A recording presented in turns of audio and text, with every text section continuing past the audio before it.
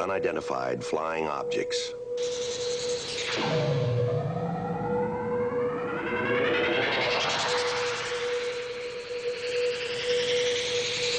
Are they proof that we are being visited by civilizations from other stars? Or just what are they?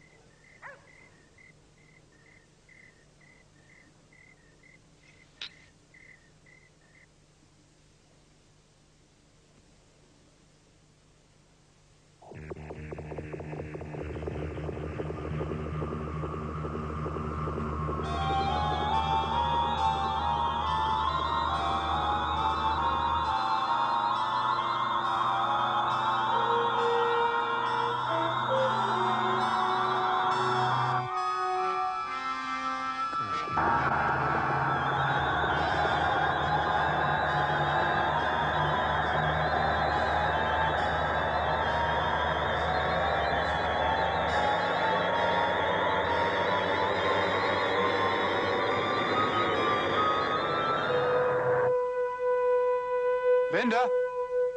Linda, come out here. Grab the camera.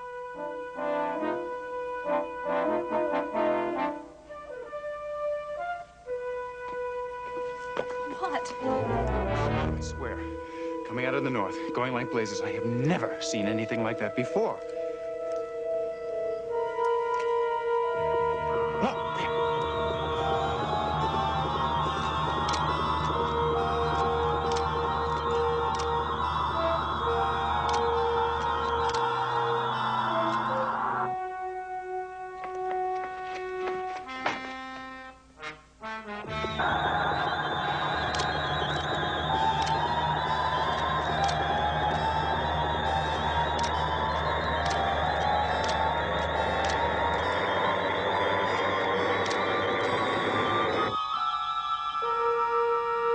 You did see it, didn't you? I don't believe it, but we saw it. Sam? I'm not sure. Ask me tomorrow.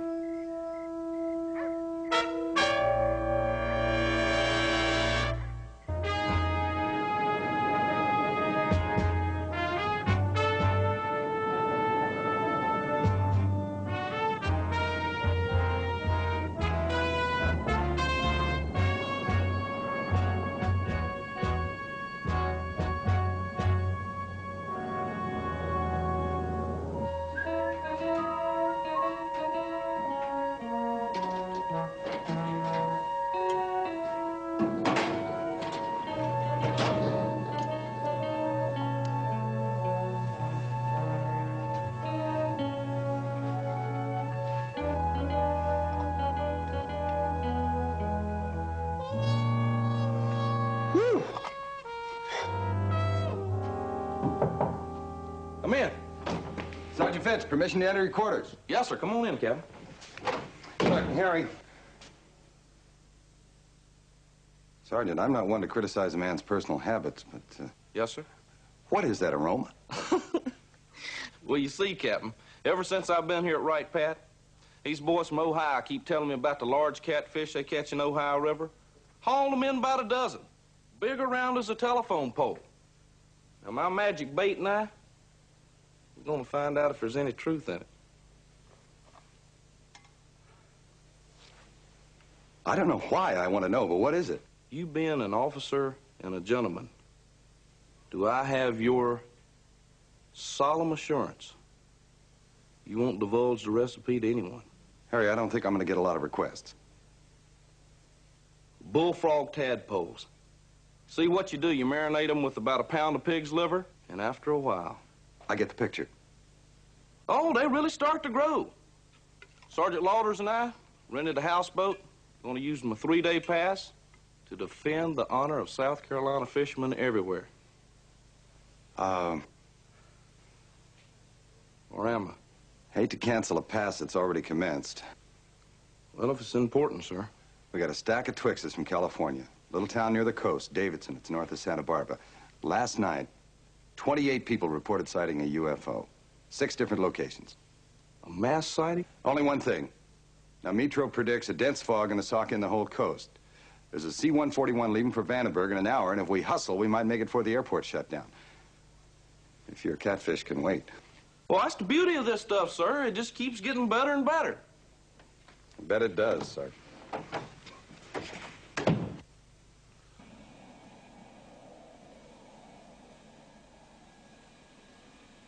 This is Bill Gillette, KTNS Radio, Davidson. I've been told that the Air Force is sending a team from Project Blue Book to investigate Davidson's unidentified flying objects. But it has been 3 nights now since the UFOs were first sighted over Davidson. Your reporter, Bill Gillette, is wondering, as you must be wondering, is the Air Force dragging its feet on this one? Is there any reason to suspect a cover-up?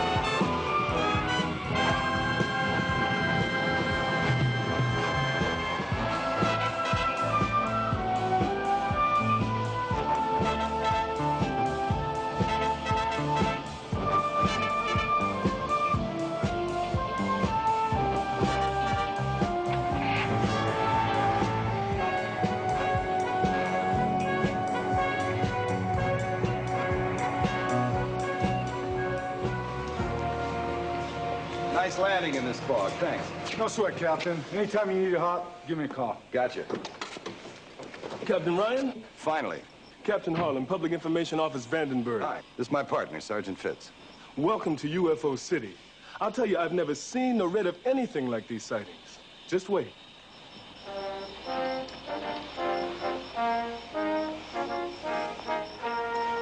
Captain Harlan, these sightings began 2 days ago, Monday night? Correct. Professor Robinson was the first one to see them. We have an appointment with him first thing tomorrow morning. That's Professor John Robinson at the college. The hotel is just a short walk away.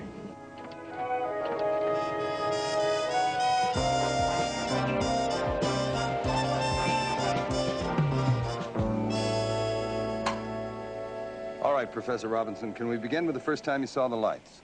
Fine.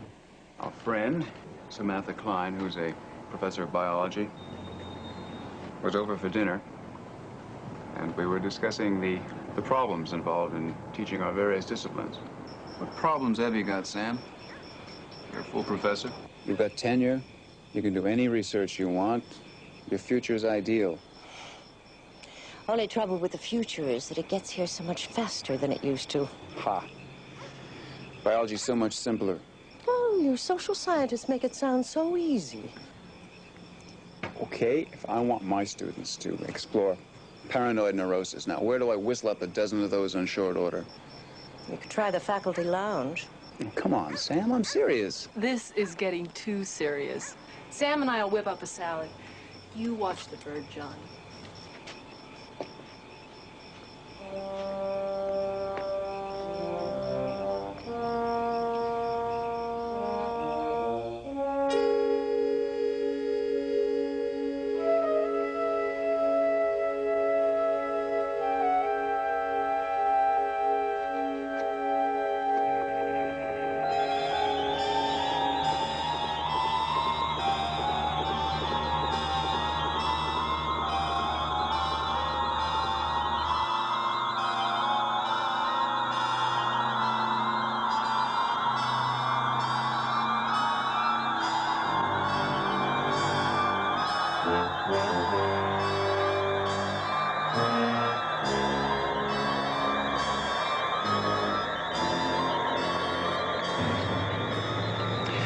it disappeared, we're practically in a state of shock. You all right? Am I all right? Am I all right?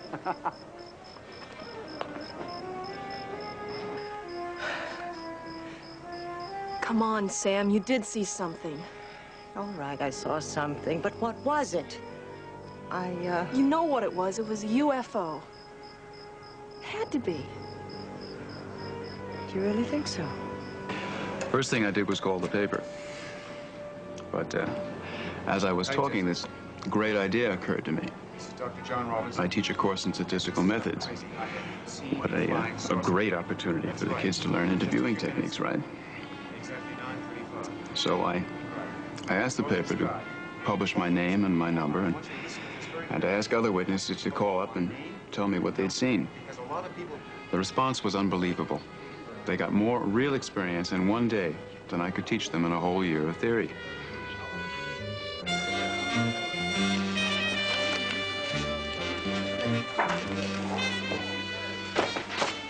Isn't this an amazing response we're getting? It's incredible. I can't believe it.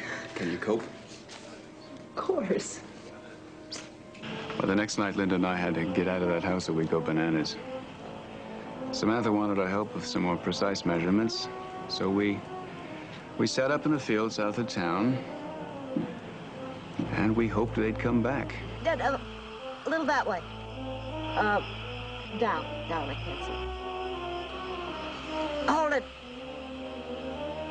Yeah, that's right. Pound it in.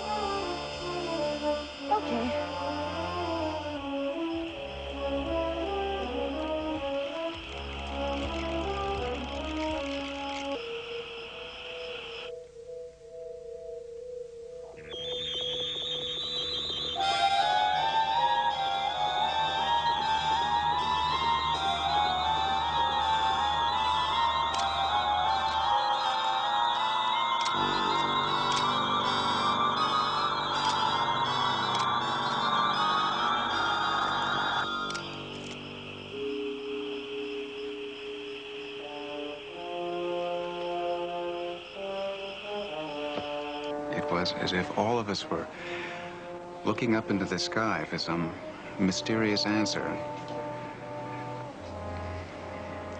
Nothing else mattered.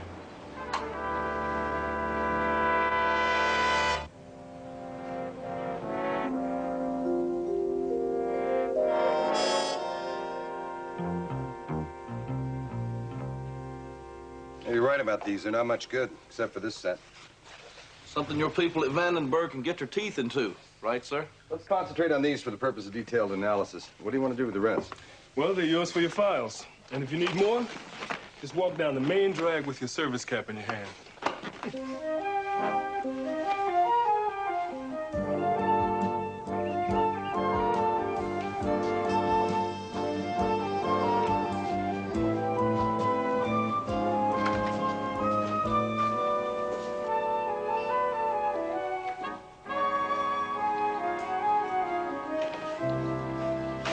Hi, it's Dr. Klein here. Stop! Right where you are. Don't move. Except to turn around and get out. Dr. Klein, I have some gentlemen up... Flying saucers. My experiment is in a very critical stage, Captain. Dr. Klein, you promised us your negative. Second drawer from the end. It's in the envelope. I typed up all the data. Focal length, f-stops, ASA rating. Anything else? Dr. Klein, I'm Captain Ben Ryan, Foreign Technology Division, right, Patterson? What's your question? The Robinsons told you the story. My experience is theirs in every detail. They mentioned you were computing angles of elevations for distance and time. Correct. It's all on the sheet. The objects traversed 120 degrees of arc in 3 seconds. Bye. What do you think it was, Dr. Klein? Unknown lights. Lights in the sky.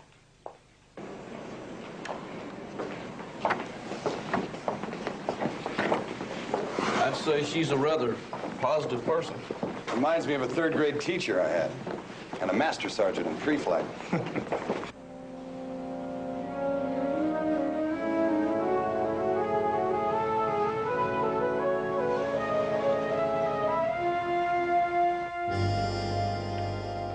And the second night it came over, I just put myself on code 7. Pardon me, Sergeant Gomez. Does code 7 mean the same? Meal break. At the Adobe restaurant, Webster and Vallejo Way. And I got a funny feeling. Hard to describe. I just knew it was going to happen again. So I stopped, looked up, and I swear, there it was.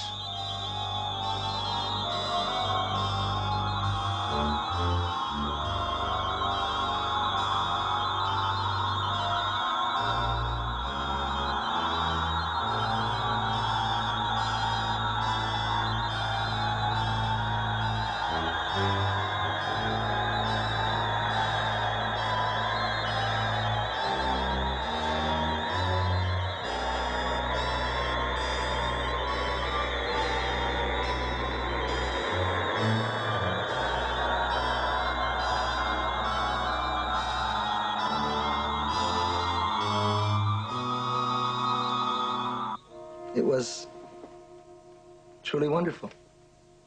Almost like being in church. It's nothing I'm ashamed of. I know a cop is supposed to be hard-nosed, factual, not talking about things being wonderful, right? Just because we put on a uniform, officer, doesn't mean we leave our feelings behind. I was a air traffic controller at Los Angeles International for 5 years. The objects I saw on the nights of the 16th and 17th were luminous blue-green, traveling at great speed at approximately 12,000 feet.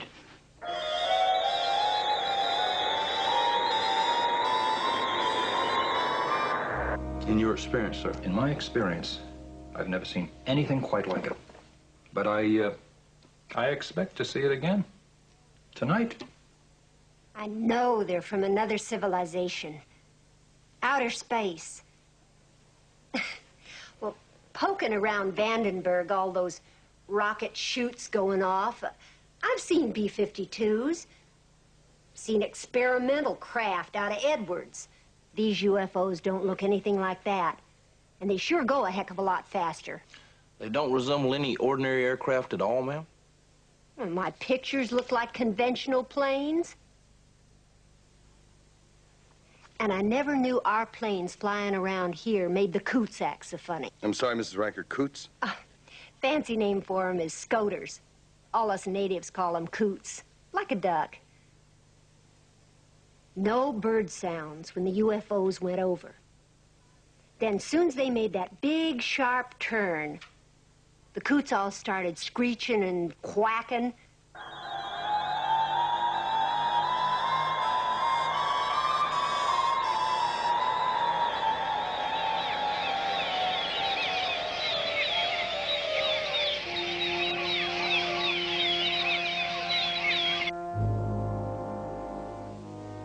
The coots know they're from another planet, too.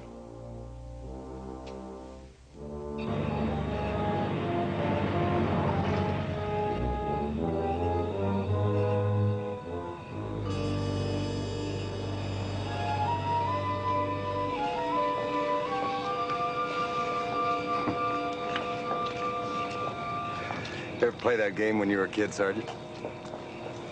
See how many people you can make look up? Yes, sir. They named it the power of suggestion. They weren't just fooling around. It's hard not to get caught up in that mood of suggestion. You feel it, don't you? Sure do. What the heck?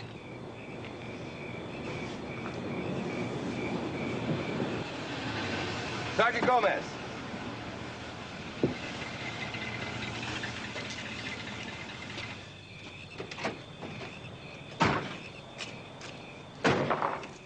City Council voted. Turn off the streetlights so the people can see the UFO better. ¿Estos son los soldados del UFO? Sí, ellos son. Enséñales mis pinturas. No están interesados en sus pinturas. ¿Cómo no están interesados en mis pinturas? Es de suma importancia. Explícales, tú que los conoces. Captain, I'm sorry. This old fool is my Uncle Carlos. He lives in a blind arroyo north of town. Makes a little money. His drawings that he sells to the tourists. Yeah. It's not bad. Muy bueno. Diles que lo vi hace 2 noches. Es la pura verdad. I told him that I'd talk to you experts, and he insists that I tell you. About 2 nights ago, at his shack, this time of night, he was drinking coffee. I think a little cerveza, too. No cerveza. Okay, no cerveza. Diles que vi una máquina enorme, gigantesca, como el ala de un halcón, y aventaba chispas y chillaba como una víbora. He says he saw a giant machine that night that looked like a hawk's wing. It was spitting fire and hissing like a snake.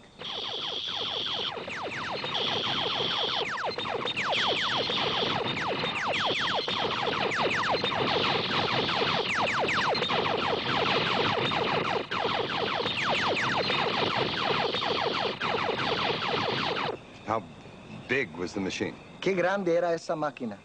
Muy grande, como un tren de carga con 6 vagones. He says big, like 6 freight cars. That could be what? 300 feet wide? How high was it? ¿Qué tan alta era?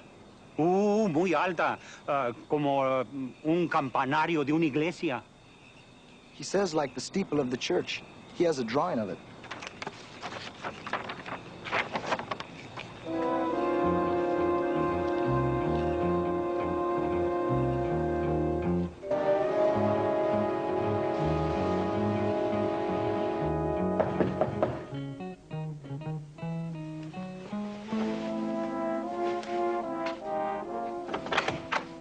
Hello, Captain Ryan. I'm Bill Gillette. I'm a reporter for the Valley Journal. I also host a local radio show. Well, I'm sorry, Mr. Gillette. We're just on the way out. Ah, that's too bad.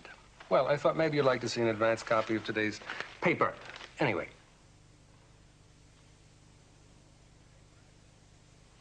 Well, you get an A for accuracy. And for snappy headlines. We're not trying to sensationalize this thing, Sergeant Fitz. As a matter of fact, Captain, I get a little bit nervous when flying saucers begin to influence city councils. You mean turning off the streetlights last night? My story, right down page 3. I would like to know, Captain, what are your findings so far? We have nothing for you at this time. All right. You know, usually you do make some effort to inform people involved in a sighting what your conclusions are. I understand you've been crying Air Force cover-up on your radio show, Mr. Gillette. Now, I can assure you that's not happening here. We're not covering up. We're investigating a multiple sighting, and the investigation isn't complete. And I am simply submitting, Captain, that you owe these Davidson people some answers. We'll be pleased to take it to the people. I can plan on having a news conference. We'll consider it. That's all I can promise. Well, that's all I wanted to hear, Captain. Thank you. Will you also make sure that your listeners hear it, too? I'll consider it. That's all I can promise.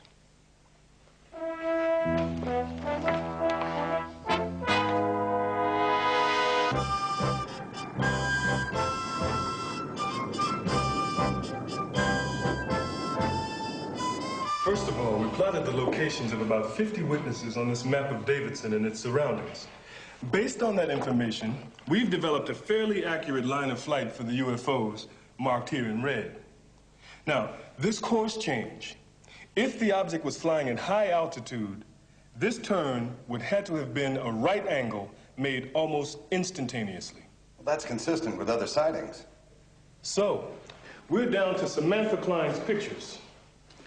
With no radar confirms, no research or weather balloons in the area, Vandenberg didn't have any launches. These are the only bit of solid evidence we have.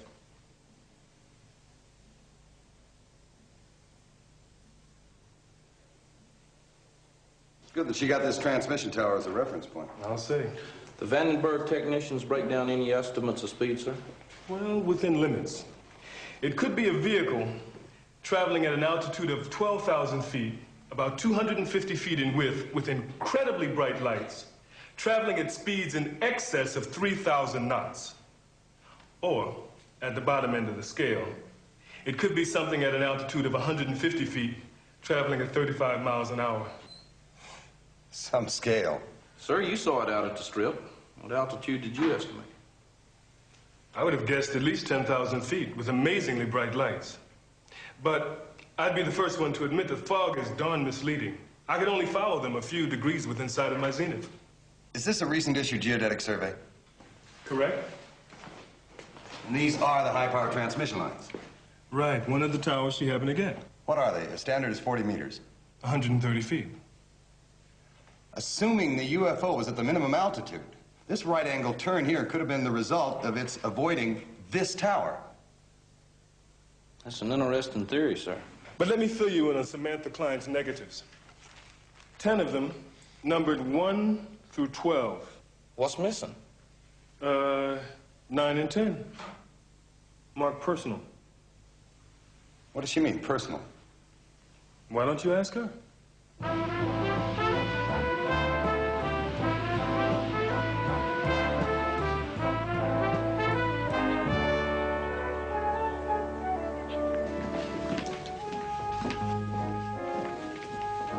Captain?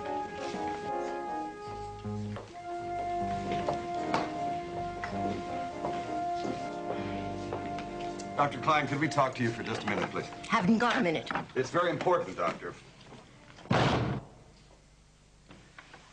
Captain, you'll have to forgive Sam. She's so absorbed in this series of experiments. It's a thesis. Look, we had to drag her out of that lab for lunch today. Perhaps Linda and I could help. There are 2 negatives missing from the roll she gave our photo team. We wanted to see them, too. I think that she took a couple of pictures of us that night. Remember, honey? Oh, yes. I don't think Wright Patterson could gain very much UFO information from them.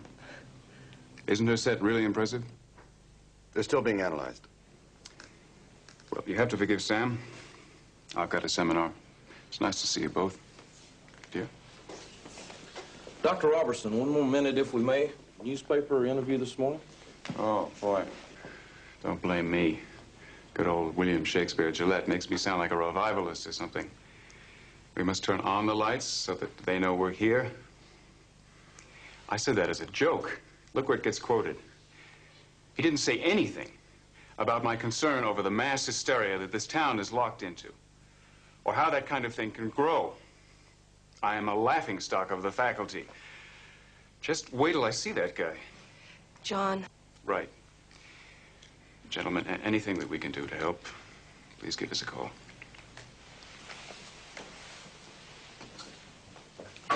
So a flying saucer flies overhead. Dr. Klein starts taking snapshots of her friends.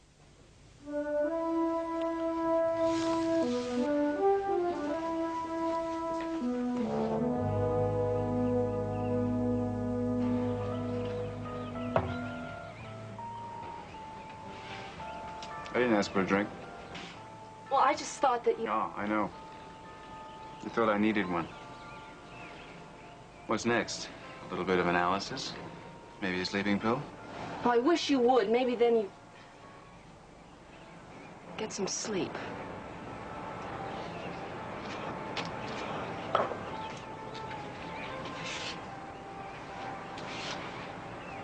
Does it matter that much? I'm sorry. This problem's really driving a wedge between us. If I could just get this to work, we could have what we've always wanted. We could be equal partners. We could be committed teachers. You and me. We can be secure. You must have enough data by now. What you're doing's not scholarship, it's... It's what? manipulation. Well, manipulation's the way of the world. Well, I don't want it the way of my marriage.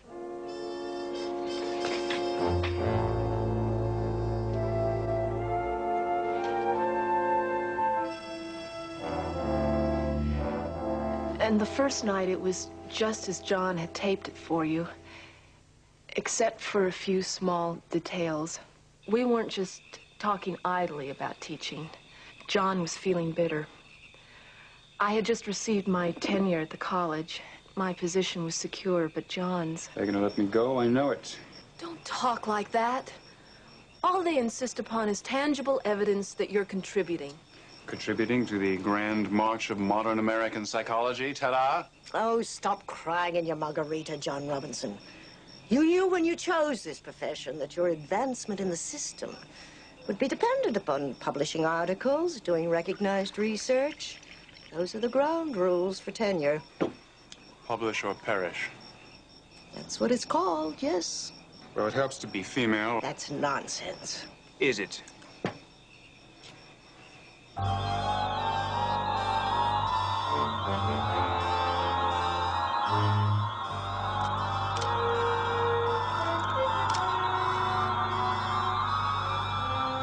We did see the things, and it was amazing, as you know.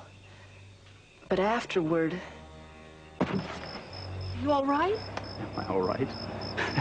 Am I all right?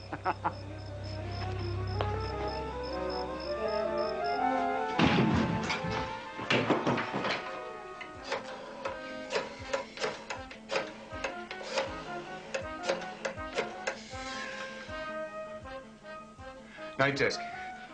Now, this is Dr. John Robinson, and this is not crazy. I have seen a flying saucer. John's specialty is crowd hysteria, mob psychosis. You could see the wheels turning in his head.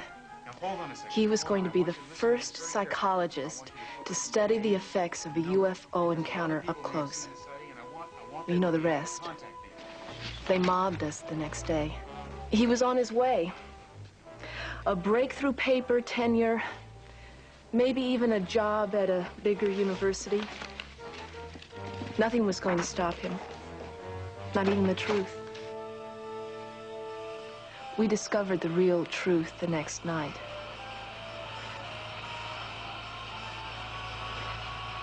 Just center on the bubble while sighting the object. And then I take my reading? Right. You ready with the stopwatch? Yes.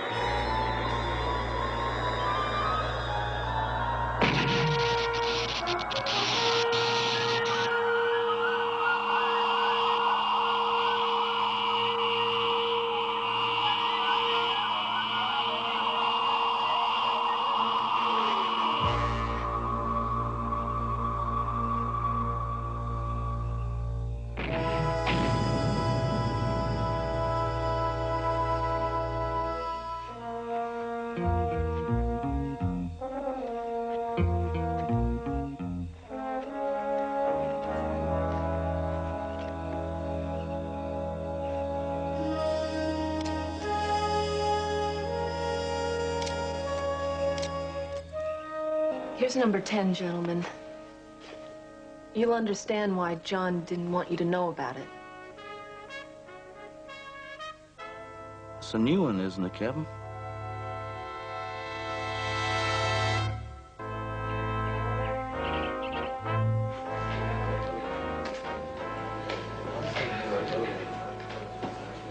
Ladies and gentlemen, the experts of Blue Book are always full of surprises. They are surprising us today by actually showing up.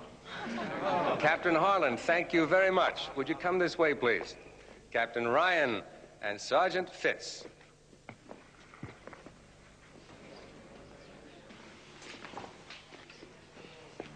I hope you investigators come clean with us citizens for once. Now, I saw those UFOs with my own eyes. I sent in a whole roll of film to the Pentagon, and they never even acknowledged it. Pictures of the UFOs. I wish them luck. Ladies and gentlemen of the community, ladies and gentlemen of the press. Captain Harlan, Frank Stout. Is Washington trying to slough us off just sending a captain out here? I mean, aren't the Davidson UFOs worth at least a lieutenant colonel?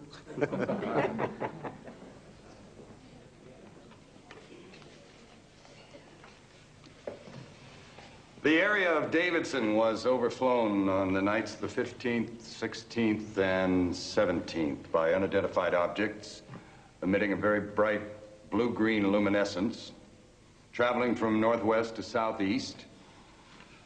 I assume all of you here saw at least one flight. Right so far, Captain. How are we doing, Sergeant? Ought to be it, sir.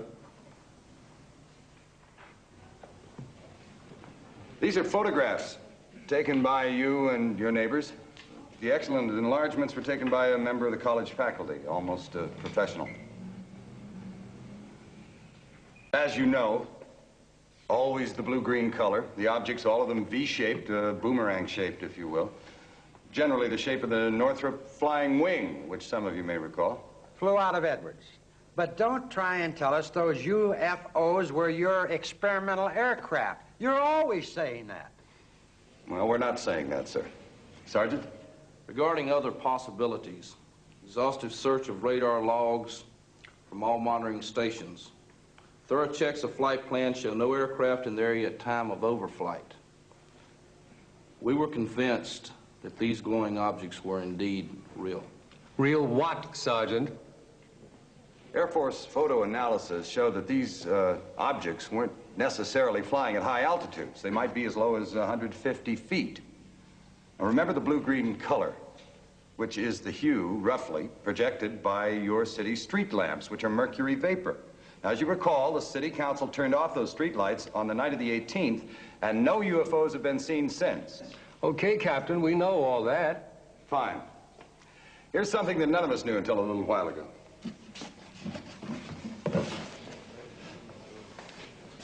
A model of a white-winged scoter, Malonita de Glandi. The scoter, or coot, as he's sometimes called, is a migratory sea duck whose annual flyway passes very close to Davidson. Now, they migrate at this time of year. When they do, their dermal or skin layer secretes a heavy oil onto the feathers, which makes any light area on the bird's body highly reflective. Captain, are you trying to tell us that... In our judgment, what passed over Davidson on those nights were flights of the white-winged scoter. The oily white feathers picked up the glow of the mercury vapor streetlights and reflected them back in the shape of paired trapezoids, which is exactly what one looking up would see. Well, talk about razzle-dazzle cover-ups. The pulsations you saw were caused by the ducks flapping their wings.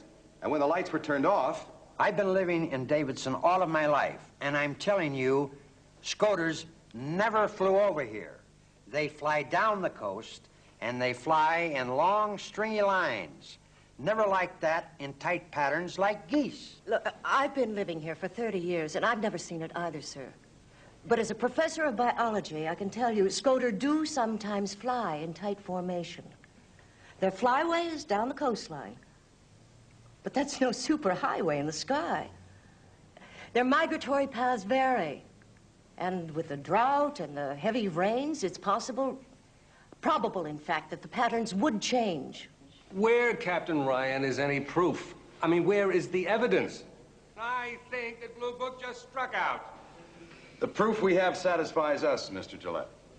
I mean, are these not Dr. Klein's photographs, the large ones? Does anyone here see eyes or a beak? Where's Dr. John Robinson, Captain? I mean, what kind of cover-up is this? I'd like to know what Dr. Robinson has to say. What if I told you that I had 5 witnesses who saw more UFOs on the night of the 18th, the night the vapor lights were turned off? I'd say your witnesses were lying, Bill.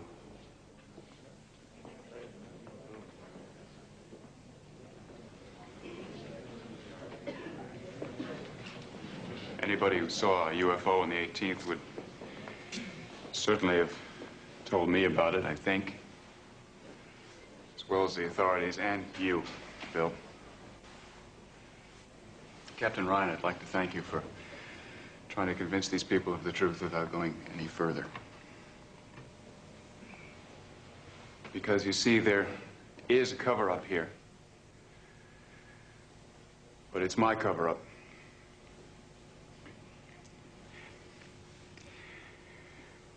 I've known since the second night what the UFOs were, because a Scoter did hit the transmission tower, and the apparent UFO did seem to explode, and the bird fell at our feet. Dr. Klein even took some pictures, and I begged her not to release them because I wanted to milk the mass hysteria of the UFO for as long as I could for my own selfish reasons.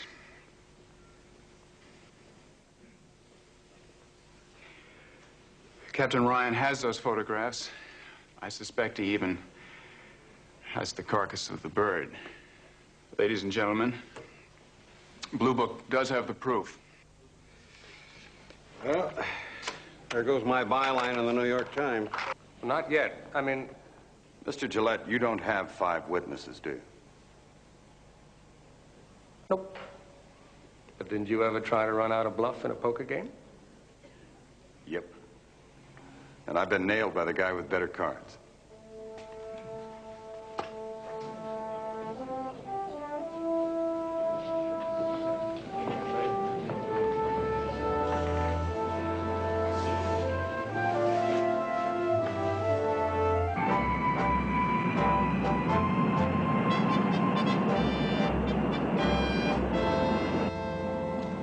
Excuse me, Captain. Ryan, sir. I'm Rear Admiral Smith, retired, Flying Space A. Well, pleased to meet you, sir. This is my partner, Sergeant Fitz. Sergeant Fitz. Admiral Smith. How are you, sir? Sergeant, I'm Black Shoe Navy, although you fellas probably can't tell with this crazy shirt I'm wearing. Far cry from gold braid and navy blue, eh? You on vacation, sir? Extended. After 10 years of humping a cruiser all over the Pacific, I'm putting some land under my feet for a while. 2 weeks of complete isolation in the mountains, and now I'm off to the Great Plains. I did want to ask you something tough, Captain. I'm not up to date on experimental aircraft. Does the Air Force have anything like, I'm going to reveal my age now, like the old flying wing?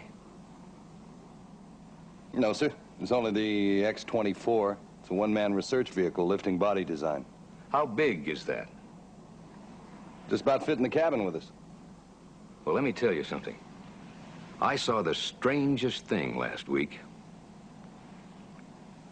I don't know what time it was. I don't even know what day it was. Like I said, complete isolation.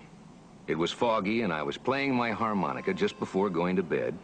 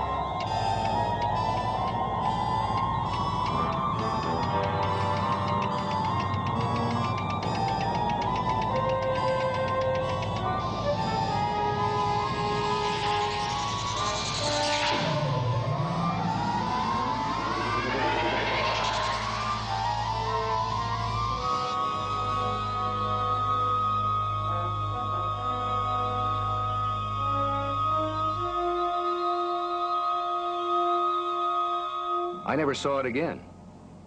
I sort of knew it wasn't any experimental craft. I just want to tell somebody. I suppose you fellas think I've been at sea too long, huh? Admiral?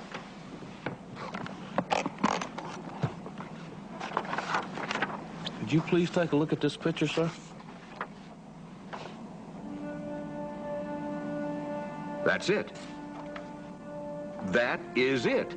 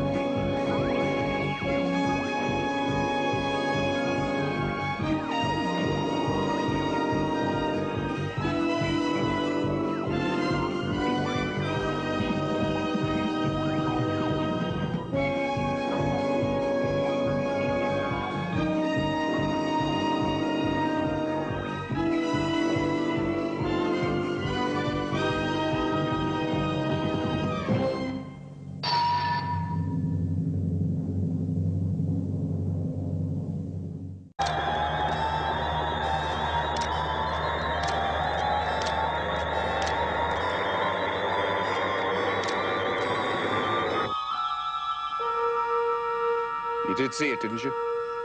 I don't believe it, but we saw it. Sam? I'm not sure. Ask me tomorrow.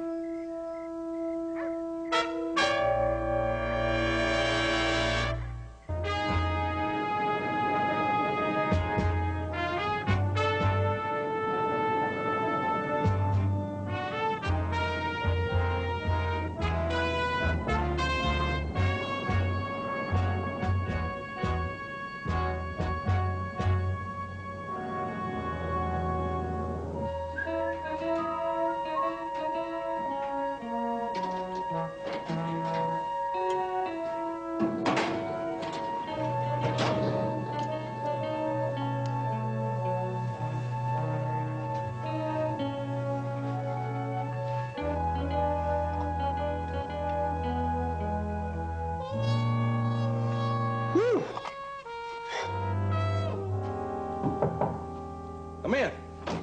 Sergeant Fitz, permission to enter your quarters. Yes, sir. Come on in, Captain. Sergeant Harry.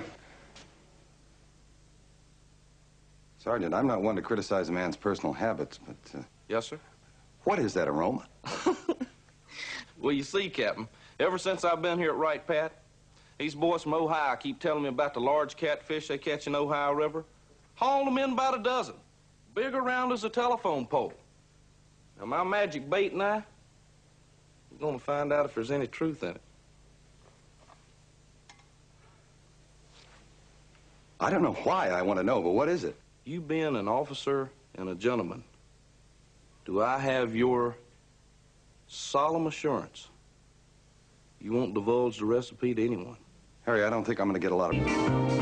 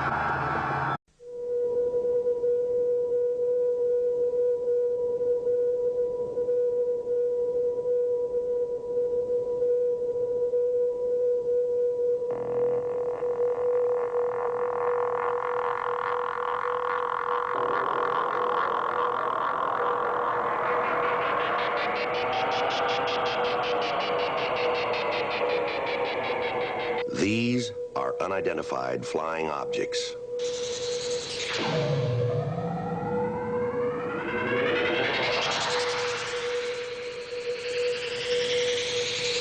Are they proof that we are being visited by civilizations from other stars? Or just what are they?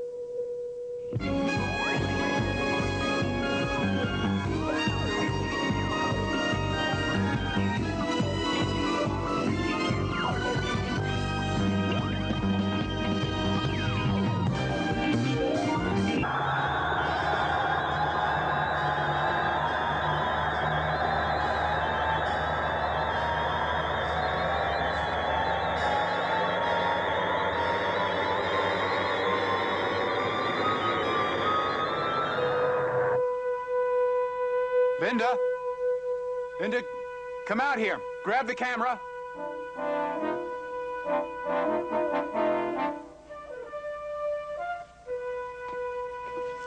What? I swear, coming out of the north, going like blazes, I have never seen anything like that before.